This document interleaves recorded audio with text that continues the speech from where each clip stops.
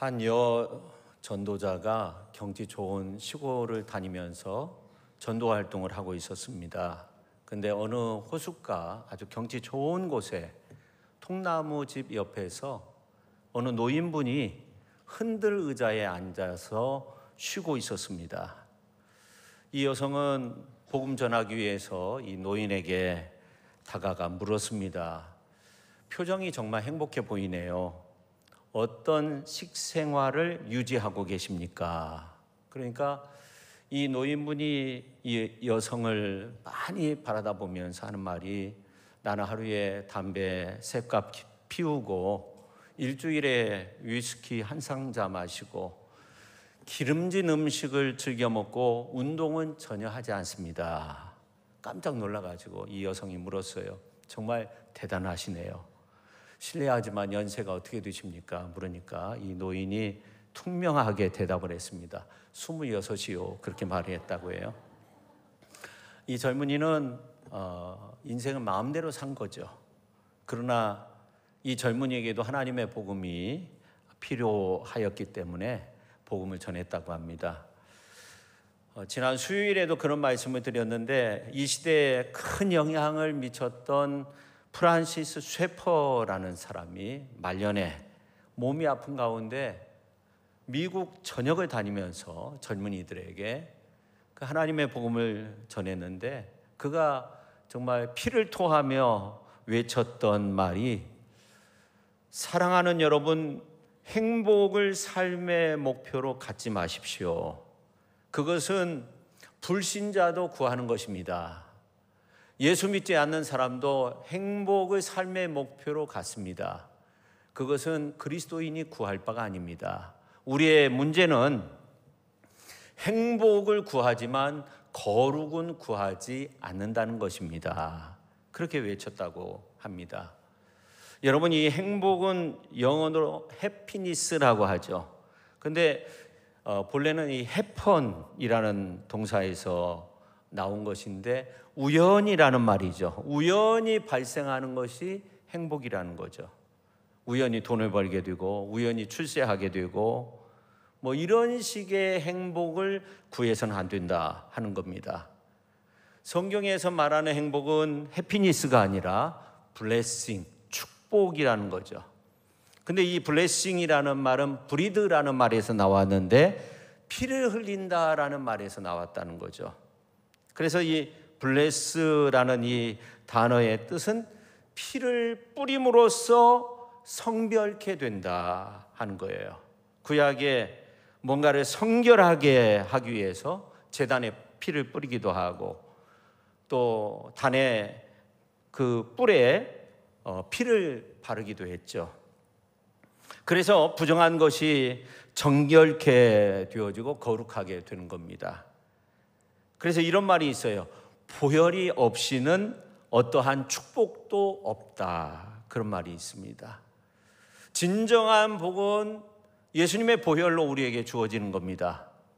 진정한 복은 하나님과의 바른 관계를 맺는 것이고, 창조주 하나님 앞에 부끄러움이 없는 삶, 거룩하신 하나님 앞에 당당할 수 있는 그러한 삶의 모습, 그게 바로 축복인 것입니다. 그래서 축복의 맨 첫 번째 의미는 거룩이라는 거죠. 거룩하게 하는 거고, 또 거룩을 선언하는 것이다, 성별하는 것이다 하는 것입니다. 창세기에 나오는 것처럼 아담의 범죄 이후 인간은 죄 없으신 하나님의 아들 예수 그리스도가 흘리신 보혈을 통해서 정결케 되어지는 겁니다.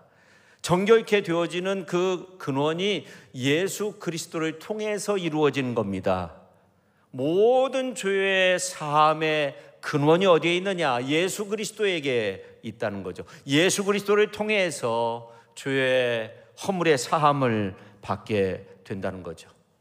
그러므로 구원함을 얻은 우리들은 반드시 우리 주변에 있는 사람들을 용서해 주어야 합니다. 우리가 잘 아는 주기도문에 보면, 우리가 우리에게 죄 지은 자를 사하여 준 것 같이 우리 죄를 사하여 주시옵고, 그렇게 말씀하고 있죠.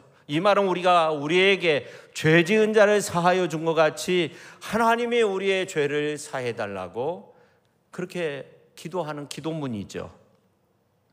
그뿐만 아니라 주님이 베드로에게 천국의 열쇠를 너에게 주겠다 하면서 이 땅에서 풀면 하늘에서도 풀린다고 했습니다. 그렇습니다. 우리가 이 땅 안에서 매이면 안 되는 거예요. 우리가 우리의 죄를 사해 준 것 같이 우리가 하나님 앞에서도 우리의 죄가 사함받게 되는 거죠. 이 말은 내 죄가 하나님 앞에서 사함받기 위해서는 다른 일을 용납해 주어야 한다는 거죠.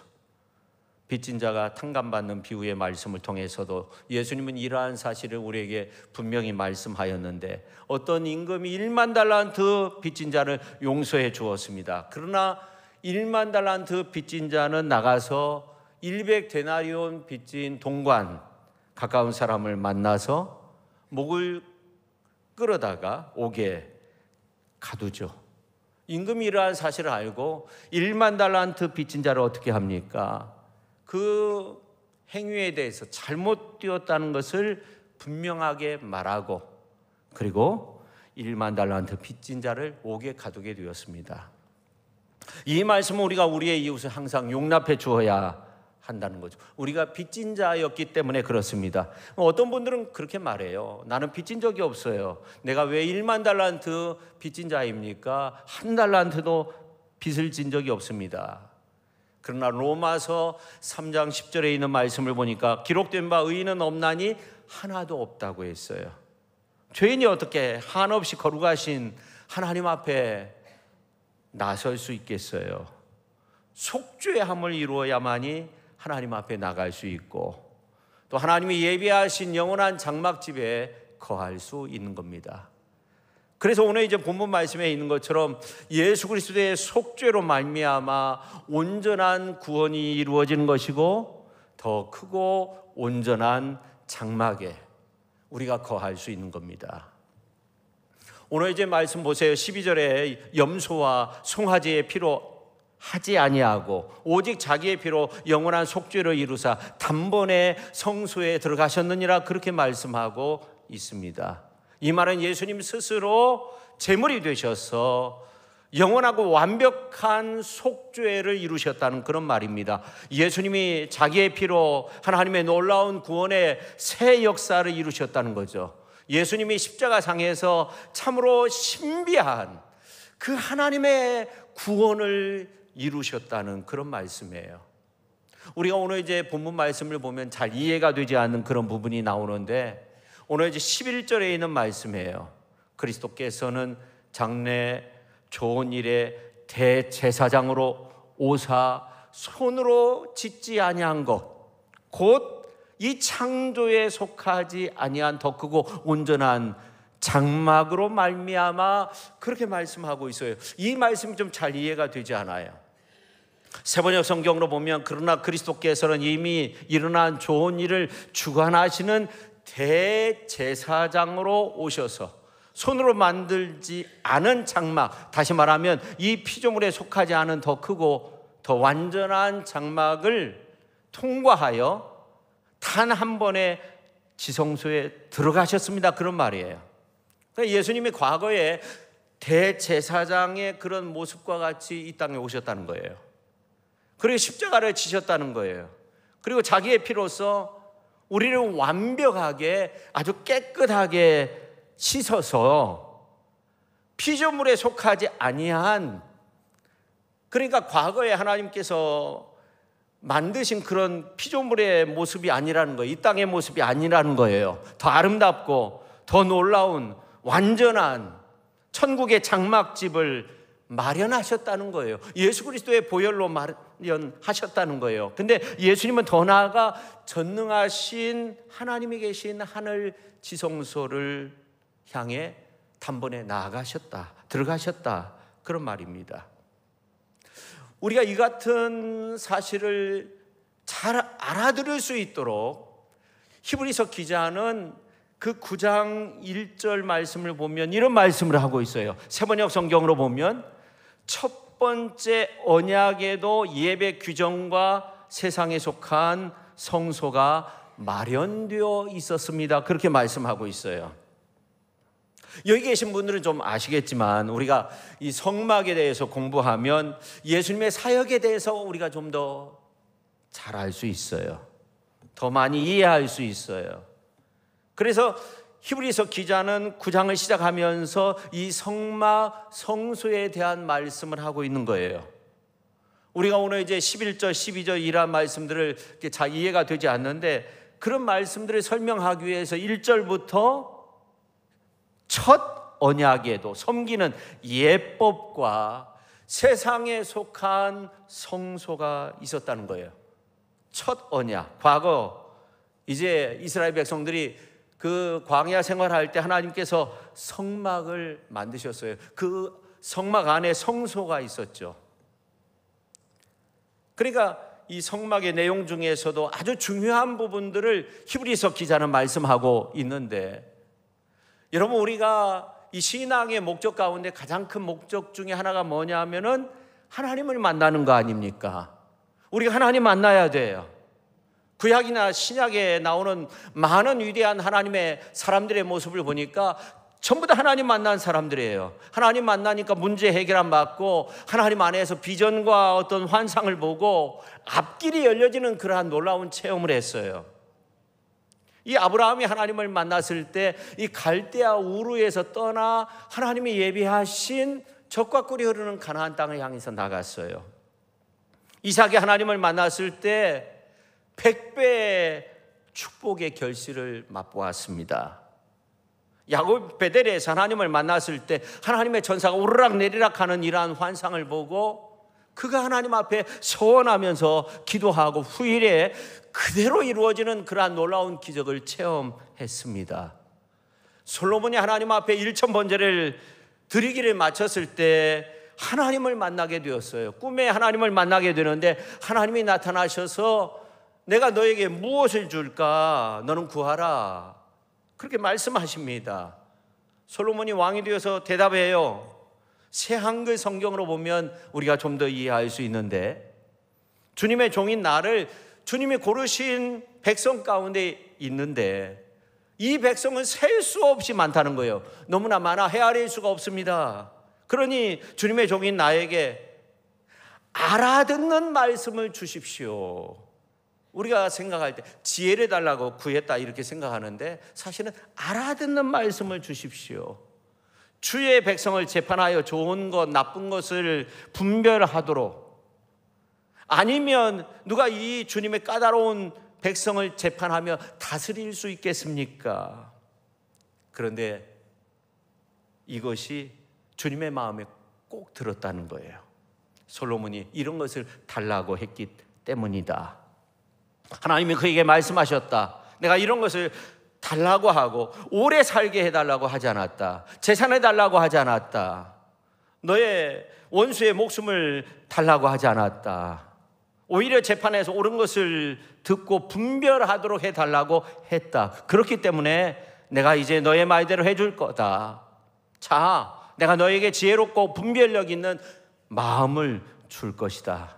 너 같은 사람은 이전에도 없었고 이후에도 일어나지 않을 것이다. 너 같은 사람은 없을 것이다. 그렇게 말씀하고 있어요. 새 한글 성경으로 보면 그렇게 말씀하고 있어요.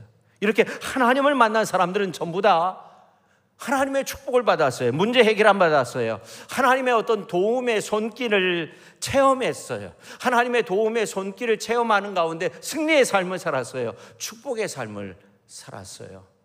성경은 이것을 말씀하고 있는 겁니다. 죄악으로 불법으로 불순종하고 허물로 고장난 인생은 반드시 하나님을 만나야 하는 거죠. 그러나 한없이 거룩하신 하나님은 우리 인생을 향해 한없는 사랑과 긍휼로서 나타나셔야 했습니다. 죄악과 불순종의 모습 속에 있는 우리 인생을 향해서 하나님의 엄미하심으로 직접 현현하시면 인간은 그 즉시 죽게 되었고, 그렇지 않으면 하나님의 엄청난 진노와 심판을 경험할 수밖에 없었습니다. 하나님의 심판이 참 무서운 건데, 그래서 하나님은 시대에 따라서 거룩한 장소를 구별하여서 그곳을 통해서 현현하시고 그곳을 통해서 말씀했어요. 이스라엘 백성들이 광야 생활할 때 하나님이 성막을 짓도록 했어요. 몇몇 사람들에게 성막을 이렇게 지어라 말씀하셨고, 그 기준에 따라서 성막을 짓게 하셨고, 그곳에서 하나님이 말씀하시고 나타내 주셨어요. 이 시대에는 요한복음서 1장 14절에 있는 말씀처럼 말씀이 육신이 되어 우리 가운데 거하심에 우리가 그의 영광을 보니 아버지의 독생자의 영광이 은혜와 진리가 충만하더라, 그렇게 말씀하고 있어요. 하나님이 우리 가운데 거하셨다는 거예요. 장막을 치셨다는 거예요. 성막을 치셨다는 거예요. 근데 우리가 그 영광을 보니까 아버지의 독생자의 영광인데 은혜와 진리가 충만하였다고 그렇게 말씀하고 있어요. 우리 가운데 거하심에, 우리 가운데 장막을 치심에, 그런 말씀이에요. 이스라엘 백성들이 광야의 생활할 때 하나님께서 성막 가운데 거하셨던 것처럼 예수 그리스도께서 육신의 모습으로 이 땅에 오셔서 우리 가운데 함께 하시게 되었다는 거예요. 그 영광을 보니까 은혜와 진리가 충만했다, 그렇게 말씀하고 있어요. 여러분, 이스라엘 백성들이 광야 생활하면서 하나님의 임재를 체험하게 되는데 하나님의 성막 가운데 거하셔서 하나님의 그 거룩한 구름 쉐키나의 그 거룩한 모습으로 임재하실 때 이스라엘 백성들은 장막에 거하면서 움직일 수가 없었어요. 마음대로 이동하거나 그렇게 할 수가 없었어요. 하나님의 영광의 구름이 위로 올라서 하나님의 영광의 구름이 이동할 때 이스라엘 백성들은 그 구름을 따라 이동할 수 있었습니다. 그렇습니다. 예수님께서 이 땅 위에 육신의 장막을 치실 때 하나님의 영광이 가득했어요. 은혜와 진리가 충만했어요. 이스라엘 백성들이 광야에 행진을 할 때나 장막을 치고 거주할 때 그 가운데 중심에는 항상 성막이 있었어요. 그리고 성막 주위에 레위 사람들이 진을 쳤고, 그리고 동서남북에 세 지파씩 그렇게 장막에 거주했어요. 그리고 이제 동편에 출입구가 있었는데 그 동편 앞에는 누가 있었냐면 모세와 아론, 그 아들들이 진을 쳤습니다. 근데 이스라엘 백성들이 200만 명 이상의 사람들이었는데 이제 그 많은 사람들이 어떻게 이렇게 질서롭게 움직일 수 있고 이동할 수 있었습니까?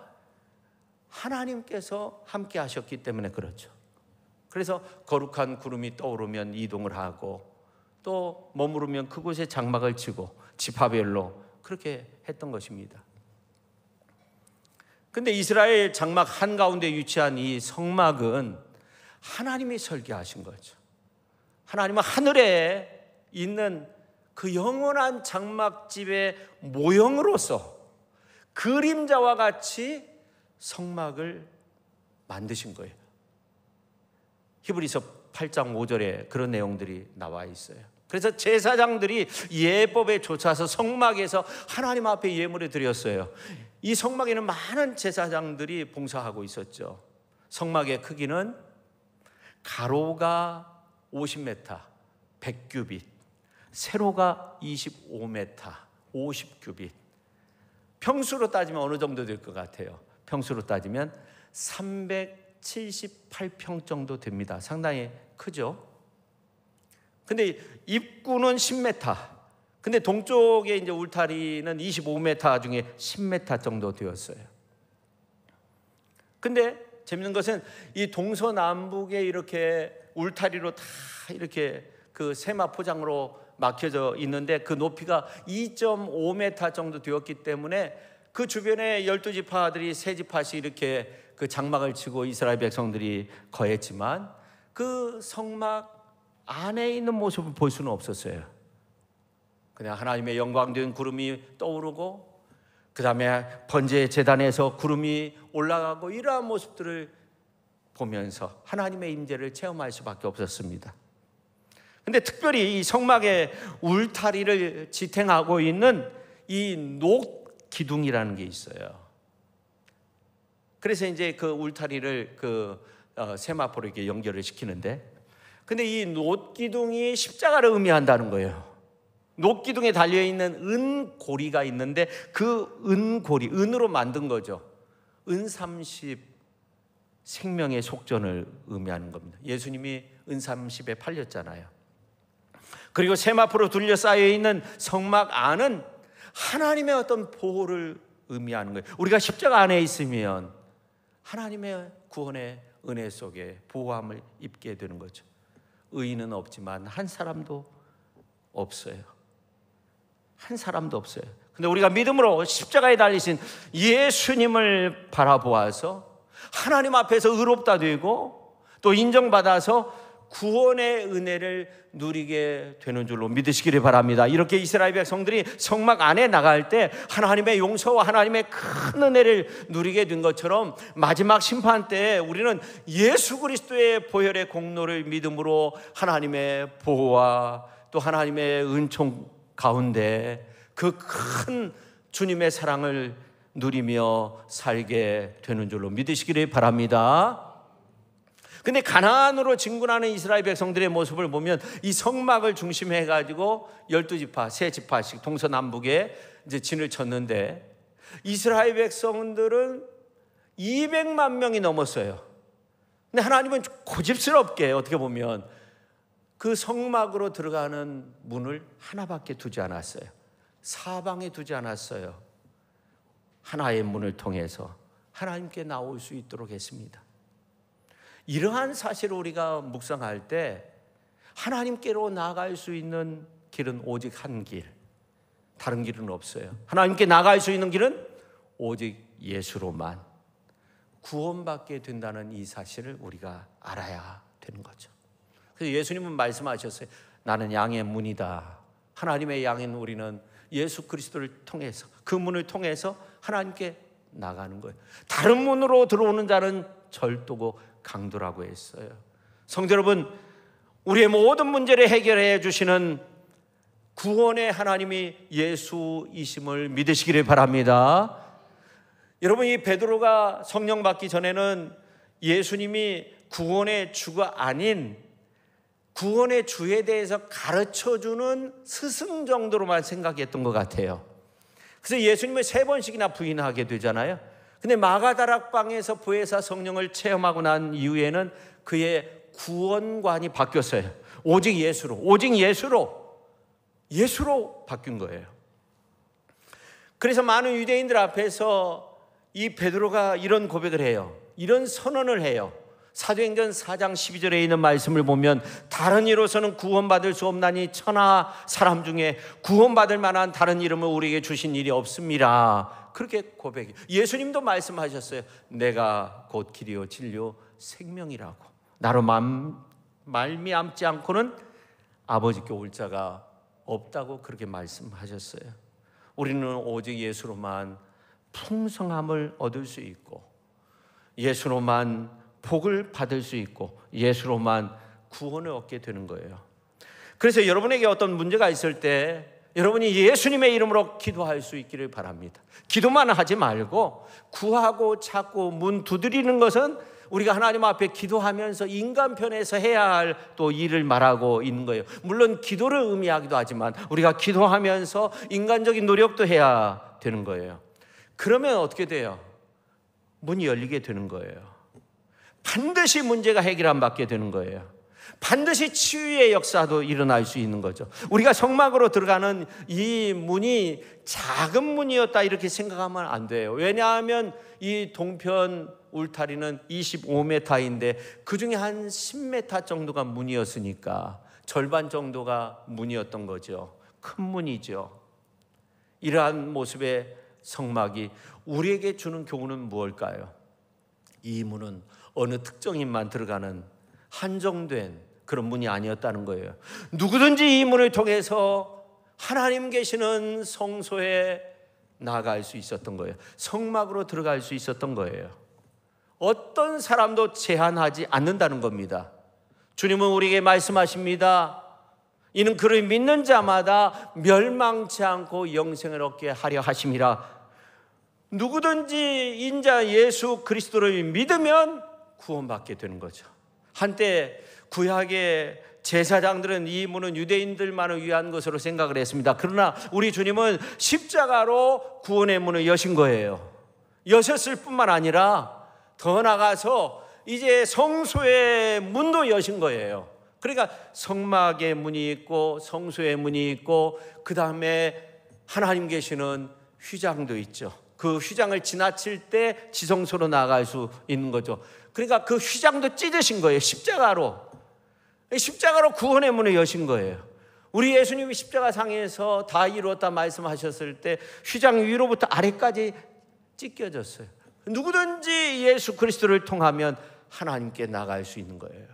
수가성의 여인처럼 외톨이도 하나님께 나아갈 수 있는 거죠. 예수 그리스도를 통해서 나아갈 수 있는 거예요. 거라상의 광인과 같이 버림받은 그러한 사람들도 주 예수님께 나오면 되는 거예요. 하나님께 나아갈 수 있는 거예요. 제한이 없는 거예요. 누구든지 이 문을 다 통과할 수 있는 거예요. 그러므로 우리는 모든 사람들이 이 문을 통과할 수 있도록 하기 위해서 구원으로 초청함으로써 그런 아름다운 삶을 살 때 우리가 진정 복 있는 자가 되는 겁니다. 바울은 말했습니다. 누구든지 주의 이름을 부르는 자는 구원을 얻으리라 했습니다.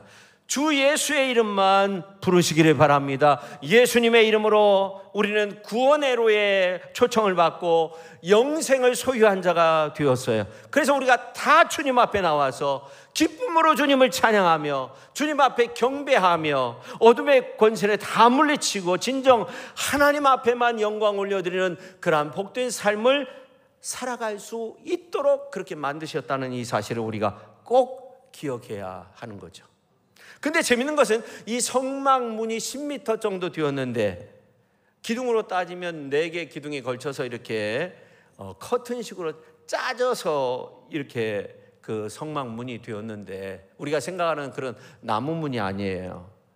근데 이 커튼이 청색, 자색, 홍색 그리고 배실, 가는 배실, 흰색 이 4가지 색으로 만들도록 그렇게 하셨어요. 근데 재밌는 것은 성소로 나갈 때도 역시 휘장으로 나갈 때도 이 4가지 색깔 이 4가지 색깔이 주는 굉장한 의미가 있다는 것을 알아야 됩니다. 청색, 실, 청색은 생명의 색깔. 생명은 하늘로부터 오잖아요. 하늘에 계신 예수 그리스도를 통해서 생명이 우리에게 주어진 거죠. 여러분 생명의 근원은 예수님이에요. 예수님이 우리를 살리시는 거예요. 예수님을 통해서 생명의 역사가 만들어지는 거예요. 오늘 우리의 삶 속에 생명력 있는 충만한 역사가 가득할 수 있기를 예수님의 이름으로 축원합니다. 자, 그 다음에 자색은 왕의 세계, 왕권을 의미하는 거예요. 왕 되신 예수 그리스도를 의미하는 거예요. 예수님은 왕이 되십니다. 그분 앞에 도전할 사람은 아무도 없죠. 그래서 예수님을 만나면 귀신이 떨었어요. 병마가 떠나갔어요. 각종 병에 걸린 사람들이 고침을 받았어요. 예수님은 죽은 자도 살렸어요. 예수님이 계시니까 그 광풍이 다 잔잔케 되었다고 그렇게 말씀하고 있어요. 예수님이 명하시니까 그 파도가 잔잔케 되니까 사람들이 이분이 바로 하나님의 아들이라고 그렇게 고백하잖아요. 예수님의 이런 놀라운 권세를 소유하신 분, 왕 되신 그분을 통해서 날마다 우리 주님은 우리의 삶 속에 승리의 삶을 만들어 가고 계시는 줄로 믿으시기를 바랍니다. 여러분 어둠의 세력은 왕처럼 보이는 위장을 하고 우리에게 도전할 수 있지만 어둠이 아무리 강하다 할지라도 예수 그리스도의 그 왕권 앞에서는 한 길로 왔다가 7길로 도망갈 수밖에 없는 거예요. 그래서 우리가 예수 그리스도의 그 이름의 능력을 믿고 승리할 수 있는 거예요. 홍색은 무엇을 의미할까요? 보혈을 의미해요. 청색실, 자색실, 홍색실. 보혈을 의미해요. 고난당하신 예수 그리스도를 의미해요. 청색은 생명 되신 예수 그리스도, 자색은 왕 되신 예수 그리스도, 홍색실은 고난당하신 예수 그리스도. 우리 주님이 고난을 받으심으로 우리가 나음을 입었, 주님이 채찍에 맞으심으로 우리가 나음을 입었다고 말씀하고 있어요. 예수님의 고통으로 인해서 우리의 죄가 씻음 받은 거예요.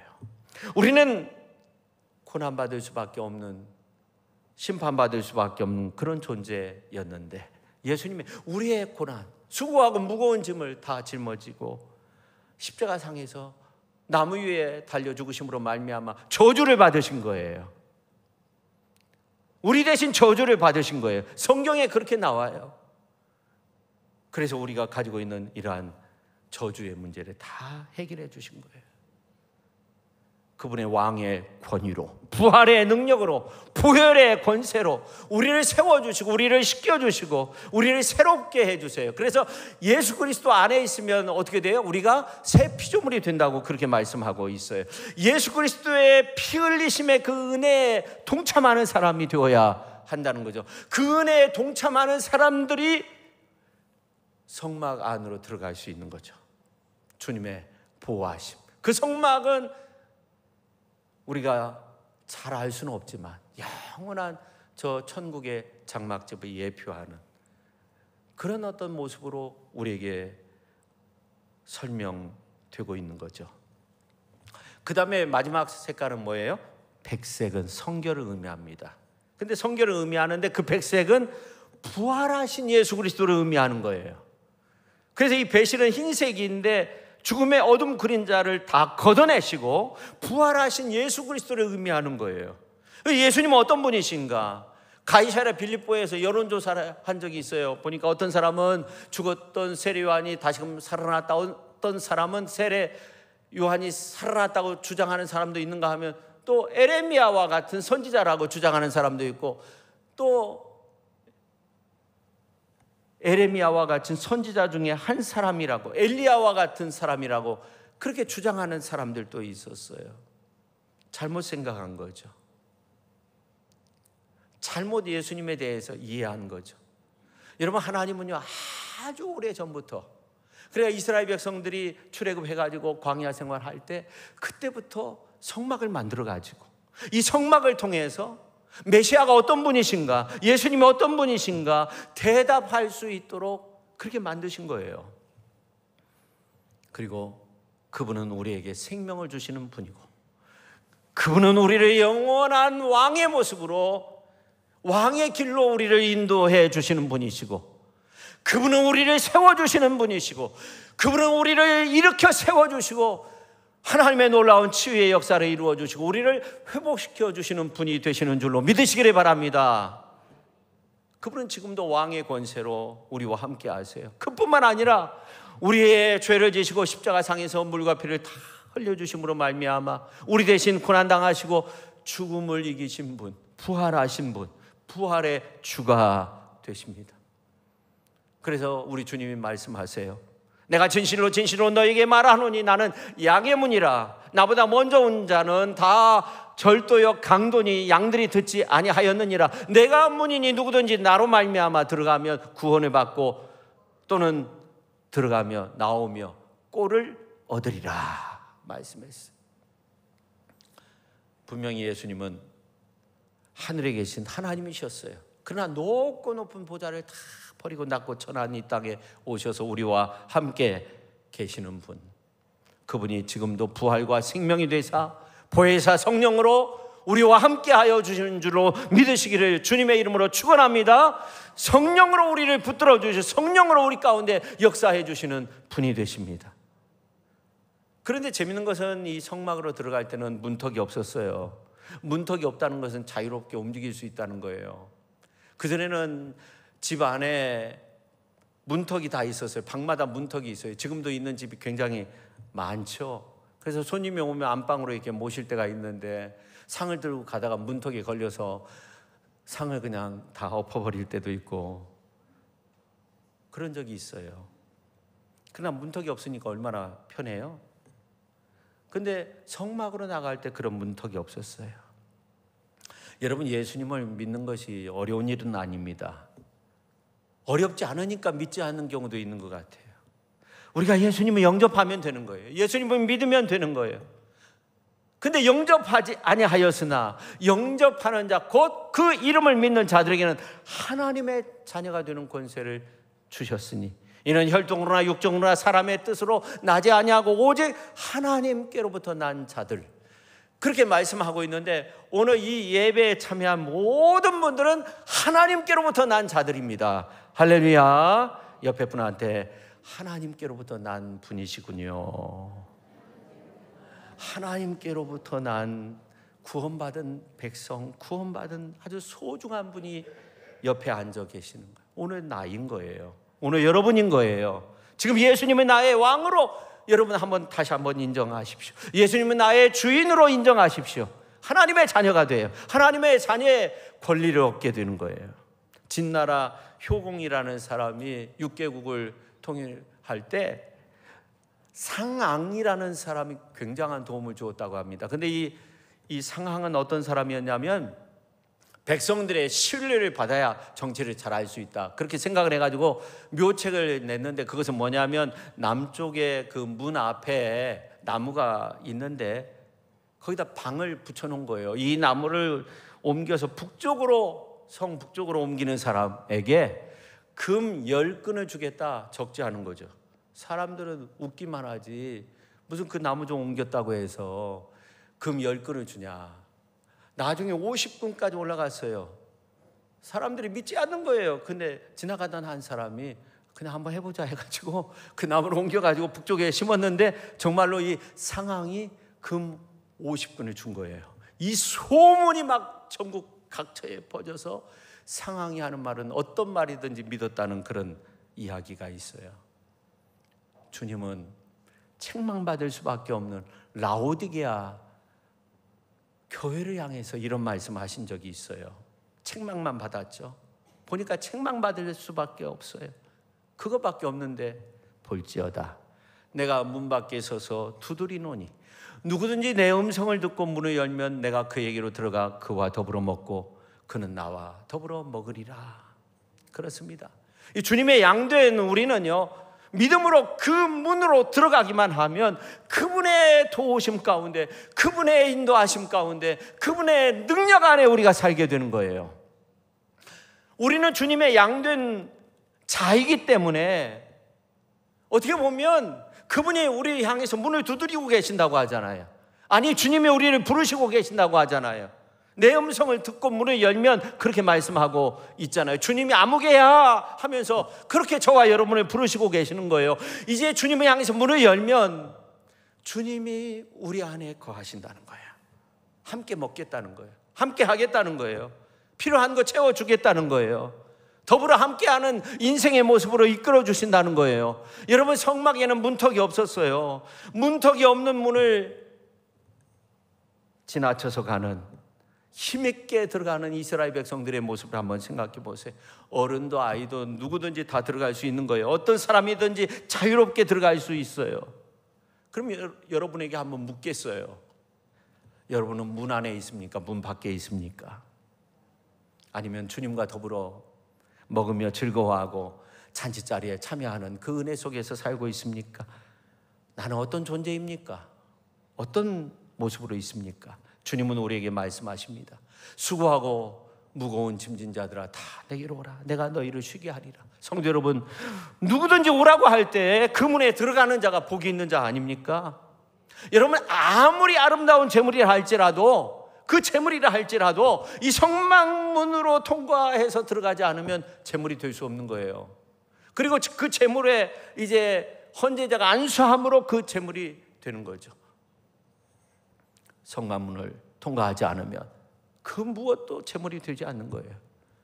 여러분, 예수님 안에 거하는 그 신앙이 아름다운 신앙의 모습이 되는 줄로 믿으시기를 바랍니다. 우리가 예수님 안에서 늘 연락될 수 있는 그런 재물로서 그렇게 하나님 앞에 쓰임받는 저와 여러분이 될 수 있기를 예수님의 이름으로 축원합니다.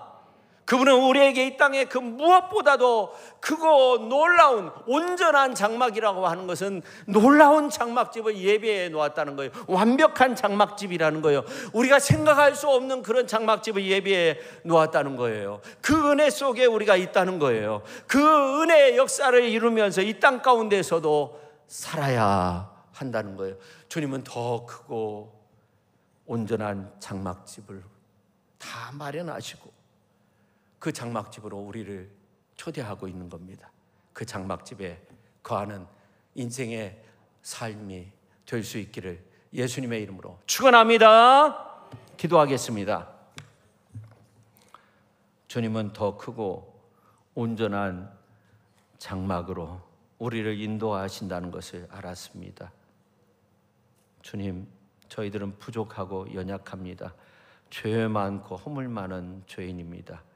그렇지만 예수 그리스도의 그 보혈로서 주님이 구원의 문이 되셔서 우리를 하나님께로 나아갈 수 있는 그러한 놀라운 은혜를 주셨고, 또 성막 그 모습을 통해 우리에게 더 크고 온전한 장막집이 있음을 말씀하셨습니다. 예표로 말씀하셨는데 우리가 그렇게 아름답게 믿음의 승리를 이루어갈 수 있도록 주께서 함께 해주시고 언제나 큰 믿음으로서 우리를 붙잡아 주시옵소서. 우리 안에 계신 성령의 도우심 가운데 예수 그리스도의 그 능력과 권세로 기도하며 늘 승리를 이루는 그러한 복된 삶이 되게 하여 주옵소서. 예수님의 이름으로 기도하옵나이다. 아멘.